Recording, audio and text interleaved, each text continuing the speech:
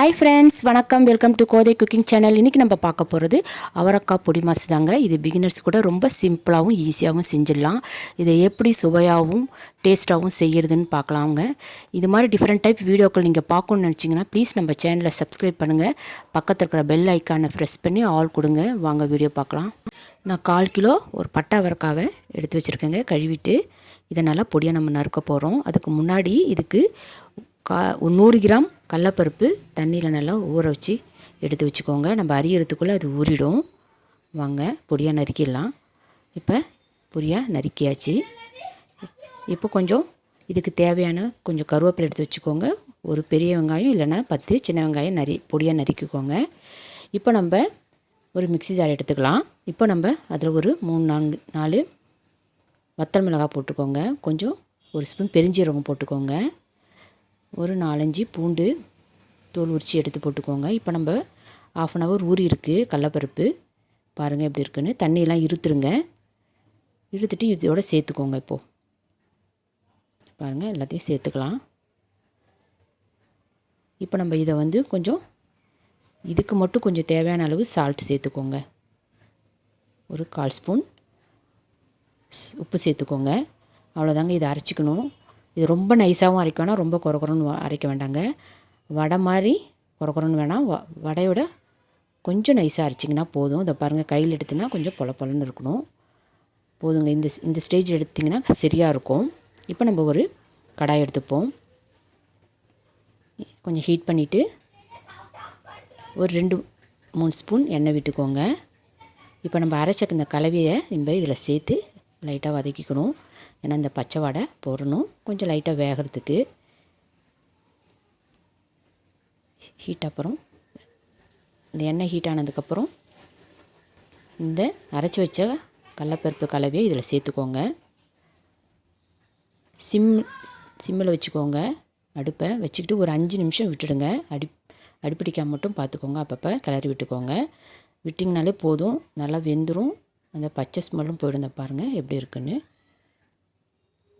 அதுக்கு எண்ணெய் கொஞ்சம் 2 ஸ்பூன் மட்டும், கொஞ்சம் 2-3 ஸ்பூன் எண்ணெய் விட்டுக்கோங்க. அப்போ அடிப்பிடிக்காமல் வரும். பாருங்கள், லோ ஃப்ளேம்லேயே வச்சு நீங்கள் பண்ணலாங்க. ஒரு 5 நிமிஷம் நீங்கள் அப்படியே கிளறி விட்டுக்கிட்டே இருங்க. பாருங்கள் எப்படி இருக்குன்னு. இப்போது கலர் மாறி இருக்குது, கொஞ்சம் டார்க்காக இருக்குது. பாருங்கள் நல்லா அப்பப்போ நீங்கள் இந்த மாதிரி கிளறி விட்டுட்டு கொஞ்சம் ஒத்தியாக இருக்கிற மாதிரி, உதிரியாக இருக்கிற மாதிரி கொஞ்சம் அப்பப்போ நம்ம ஜல்லிக்கரண்டியில் கிளறி விட்டுட்டு நல்லா குத்தி விடுங்க. பாருங்கள் எப்படி இருக்குன்னு பாருங்கள். பொலன்னு இருக்குது பாருங்கள். இந்த ஸ்டேஜ் இருந்தால் சரியாக இருக்குங்க. அதை பாருங்கள், கடாயை ஒட்டாமல் வருது. பிசுப்பு வெந்துட்டால் இந்த மாதிரி கடாய் ஒட்டாமல் வந்துடுங்க. இந்த ஸ்டேஜில் எடுத்துடலாம். கடாய் ஒட்டுச்சுன்னா கொஞ்சம் வேகணும்னு அர்த்தம். இப்போ இந்த ஸ்டேஜ் போதுங்க. இப்போ மறுபடியும் நம்ம கொஞ்சம் வேக வைப்போம், அதனால் போதும். இப்போ நம்ம பொடிமா செய்கிறதுக்கு கொஞ்சம் 2-3 ஸ்பூன் எண்ணெய் விட்டுக்கோங்க. இப்போ கடுகு உளுத்தம்பருப்பு தாளிக்கிறதுக்கு போட்டுக்கோங்க. கொஞ்சம் ஒரு ஸ்பூன். கொஞ்சம் வத்தல் மிளகாய் போட்டுக்கோங்க. கருவேப்பிலை, பச்சை மிளகாய் போடலாம், அது ஒரே கலராக இருக்கும். குழந்தைங்களாம் சாப்பிடும்போது தெரியாது. காஞ்ச மிளகாப்பா ஒரு டேஸ்ட் நல்லாயிருக்குங்க. இப்போ நம்ம நறுக்கி வச்ச வெங்காயத்தை இதில் சேர்த்துக்கோங்க. நீங்கள் சின்ன வெங்காயம் கூட எடுத்துக்கலாம். சின்ன வெங்காயம்னா ஒரு 10 வெங்காயம் எடுத்து நறுக்கிக்கோங்க. நான் பெரிய வெங்காயம் தான் எடுத்திருக்கேன்.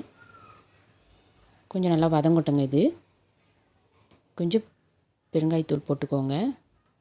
பருப்பு அவரைக்காய் இருக்கிறதுனால கொஞ்சம் லைட்டாக வாய்வாக இருக்கும், அதனால் போட்டுக்கலாம்.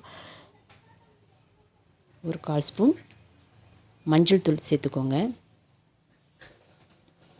இது நல்லா வதங்கட்டும்.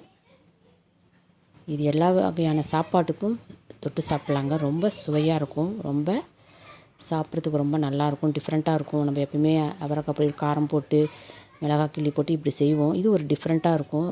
ரொம்ப சிம்பிளுங்க, ஈஸியானது. இப்போ நம்ம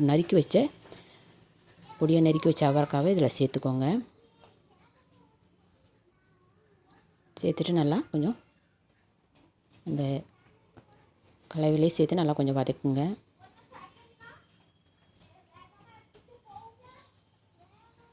பாருங்கள் எப்படி இருக்குன்னு. இது சாப்பிட்றதுக்கு ஒரு டிஃப்ரெண்ட் டேஸ்ட், ரொம்ப நல்லாயிருக்கும். இது நீங்கள் கண்டிப்பாக ட்ரை பண்ணுங்கள் இந்த மாதிரி. இப்போ நல்லா கிளறி விடுங்க. இப்போது இதுக்கு தேவையான உப்பு சேர்த்துக்கோங்க. நம்ம கொஞ்சம் பருப்பில் சேர்த்து அரைச்சிருக்கோம். இப்போ காய்க்காக ஒரு அரை ஸ்பூன் சேர்த்துக்கோங்க. நீங்கள் பார்த்துக்கோங்க எப்படி இருக்குன்னு. இப்போ கொஞ்சம் முழுகிற அளவுக்கு தண்ணி விட்டுக்கோங்க. இப்போ இது கொஞ்சம் காய் வேகணும், அதனால் கொஞ்சம் தண்ணி விட்டுக்கோங்க. இது முழுகிற அளவுக்கு விட்டிங்கன்னா சரியாக இருக்குங்க.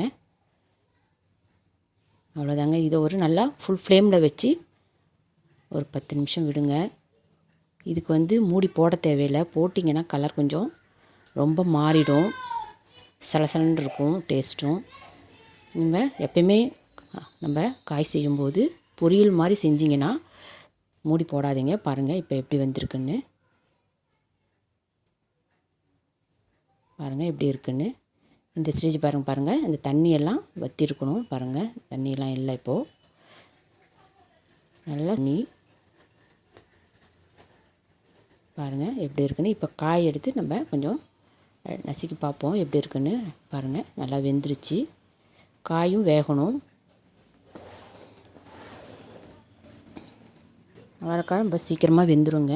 பாருங்கள் இப்போ நம்ம அந்த கடலப்பருப்பு அரைச்சி வச்ச கலவையை இதில் சேர்த்துக்கலாங்க.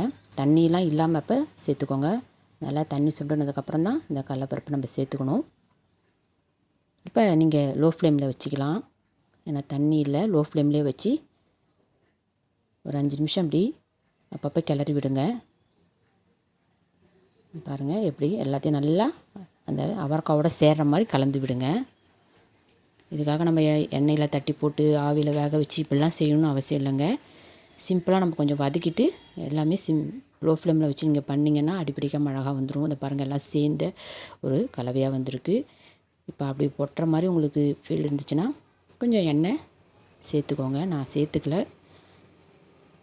கரெக்டாக இருக்குது. அடிப்பிடிக்காமல் வருது பாருங்கள் எப்படி இருக்குது பாருங்கள். இது லோ ஃப்ளேமில் தாங்க இருக்கணும். இப்போ கடைசியாக நம்ம தேங்காய் ஒரு 1/4 மூடி திருவி எடுத்து வச்சுக்கோங்க ஆல்ரெடி. இப்போ நம்ம இதை சேர்த்துக்கலாங்க. இது ரொம்ப சுவையை கொடுக்கும். வேணும்னா நீங்கள் சேர்த்துக்கலாம், இல்லைனா அப்படியே கூட சாப்பிட்லாம். ரொம்ப நல்லாயிருக்கும். பாருங்கள் தேங்காய் சேர்த்து சாப்பிடும்போது ரொம்ப சுவையாக இருக்குங்க. லோ ஃப்ளேம்லேயே வச்சு கொஞ்சம் நேரம் அப்படியே கிளறி விடுங்க. எவ்வளோ நல்லா வந்திருக்கு பாருங்கள். அவ்வளோதாங்க. எல்லா டிஷ்ஷுக்கும் இதுக்கு சூப்பராக இருக்குங்க. உங்களுக்கு தேவையான அளவு போடுங்க. நான் 1/4 தேங்காய் மூடி போட்டிருக்கேன். நீங்கள் எவ்வளோ போட்டாலும் ரொம்ப நிறைய போட்டால் கூட கொஞ்சம் டேஸ்ட் ரொம்ப நல்லாயிருக்கும். இதோட சேர்ந்து சாப்பிடும்போது இந்த பொடி மாசு ரொம்ப நல்லாயிருக்குங்க. பாருங்கள் எப்படி இருக்குன்னு.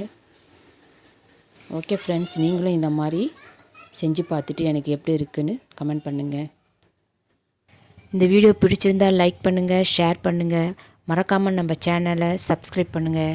Thank you friends.